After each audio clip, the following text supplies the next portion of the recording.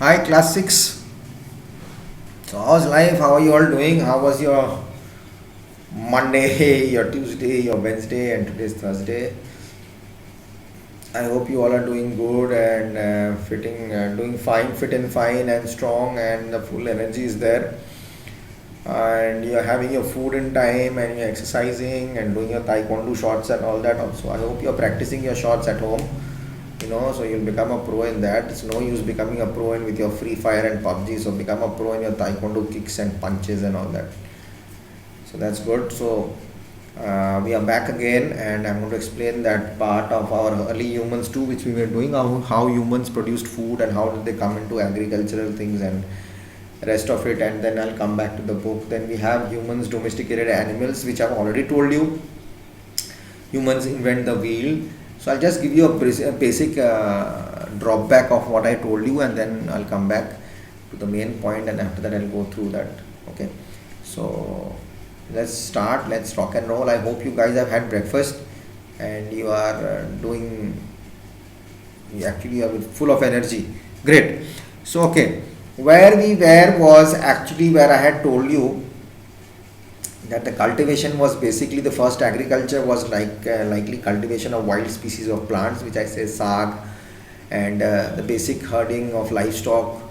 As time went on, humans became more and more sophisticated at breeding plants and livestock that best met our needs. Actually, our needs in the sense that we were also the humans then. So those are our past. So we actually, the corn you see in the grocery store now, or the grain which you see in the grocery store now, is all a much more developed and a much more organized product from then. That time it was the pigs and cows and sheep also which were there, did not involve independently in the wild.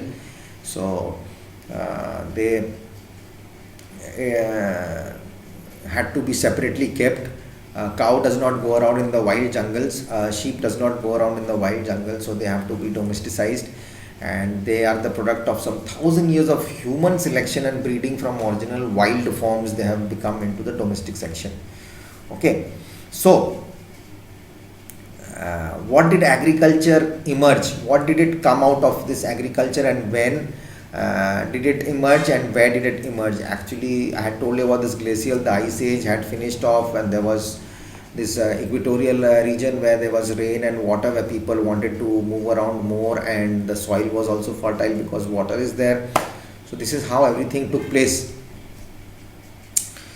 During the warmer period of time over 10,000 years ago, we have just not found out yet where actually they had made their place of agriculture, so which had been actually suitable for their agriculture. So it is still going on, we are still working, but our assumptions are this is how, with the humans being able to make more sophisticated tools in the Neolithic period, that because some of those tools were still used as farming during the Paleolithic time also, or in the old Stone Age, the New Stone Age. So the New Stone Age, the stone objects were more sophisticated type of things, more sharper, and everything was there. So after that, so I had kept it till there, that equatorial part which I told you, where there is rain in the afternoon and there are a lot of plants and trees, and it's a tropical climate with rains and water, so people wanted to stay there more. A branch of agriculture called pastoralism is began around the same time as cultivating plant.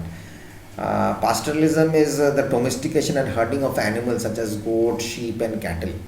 Okay, green pastures, a green land full of green pastures with animals, domestic animals, which as goat, sheep. They are domesticized animals. Domesticate, you can domesticate them, you can use it in your house, you can keep them, but you can't keep a tiger in your house, you can't keep an elephant in your house, right? So these are wild animals in regions where plant cultivation proved to be difficult due to rocky terrain or climates that were inhospitable to plants. Pastoralists herded animals. So while many pastoralists were nomadic, they had to travel from one place to another, so they had to take their animal group also with them. Their lifestyle differed fundamentally from the hunters and gatherers, in that they did not rely exclusively on naturally occurring sources.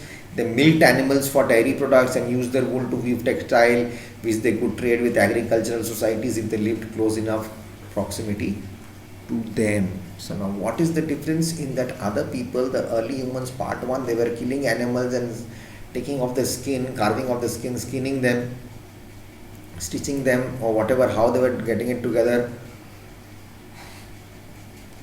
excuse me, getting it together, and they were trying to, what do you say,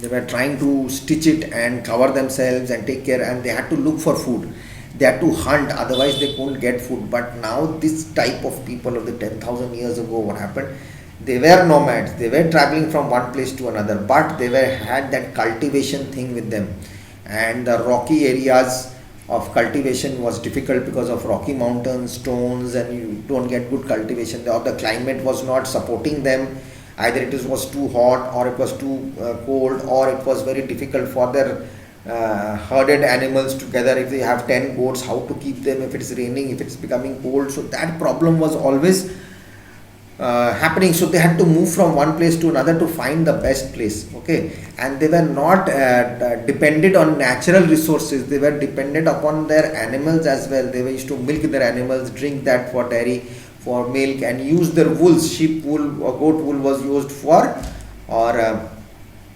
clothes, which they could also trade with agricultural societies, with more societies, that trade barter system. You okay, I'm giving you this, you give me that, okay, so nothing money to do with it.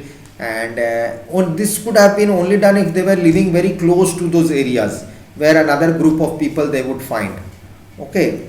So this actually a mixed corporation and or sometimes fights used to also have resulted from the relationship between these pasture people and the farmers, okay.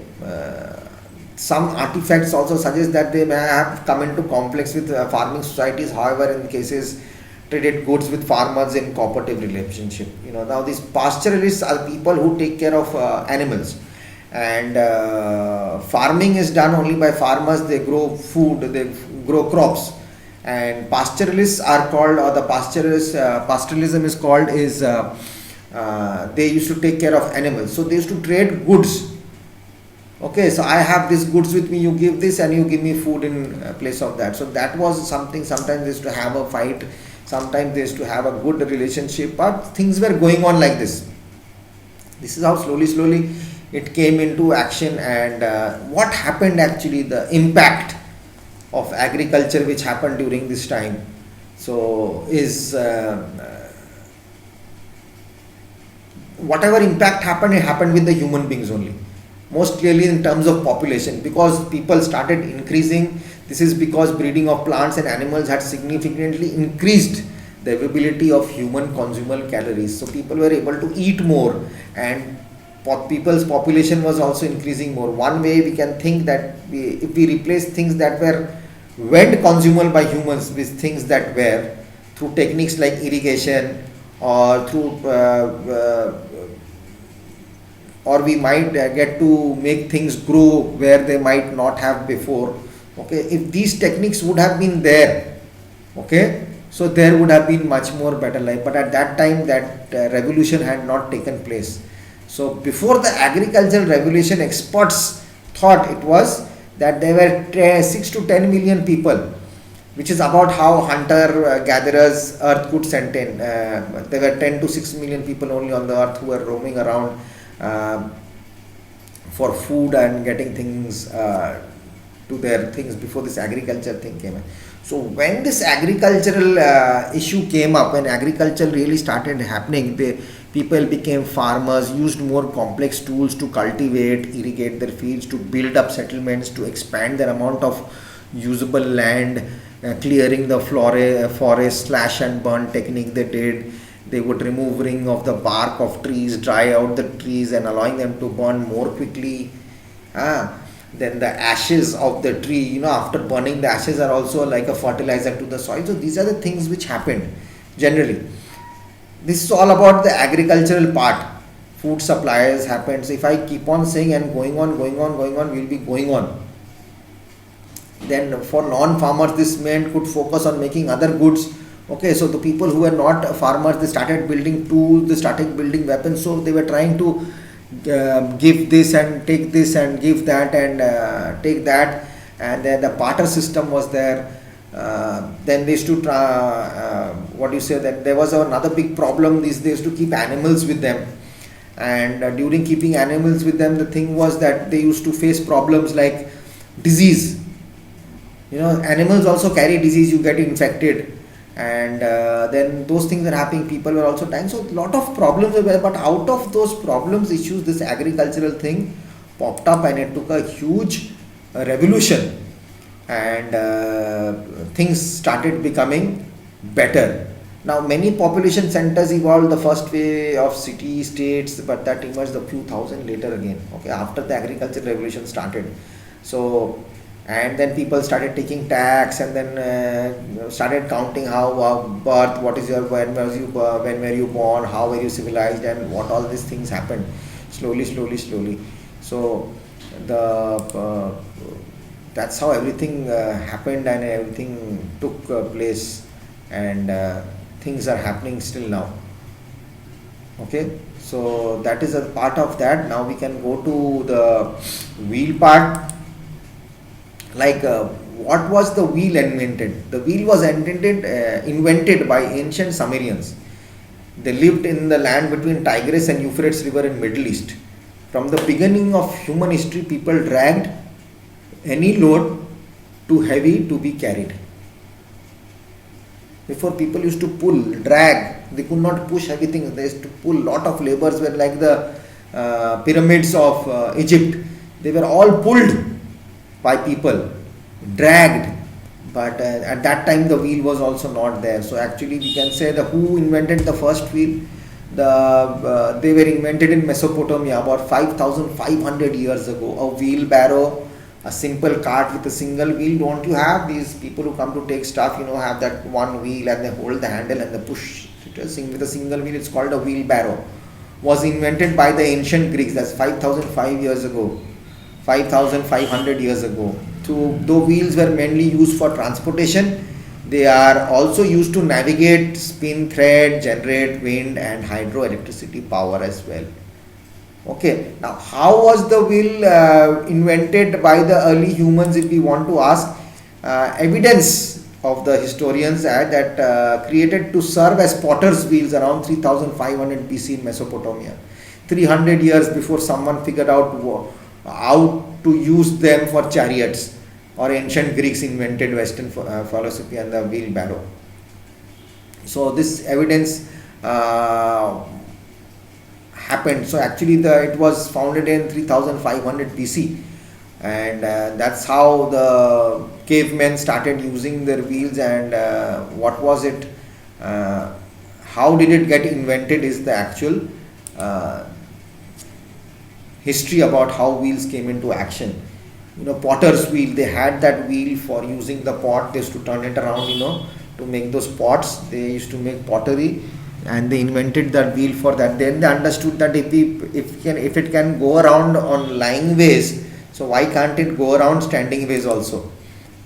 Okay, so I'll come back in the next video and I'll explain it to you, and we'll get back, or I'll just come to the book and I'll read you through where we have done. Okay, fine. See you in the next video. Bye bye.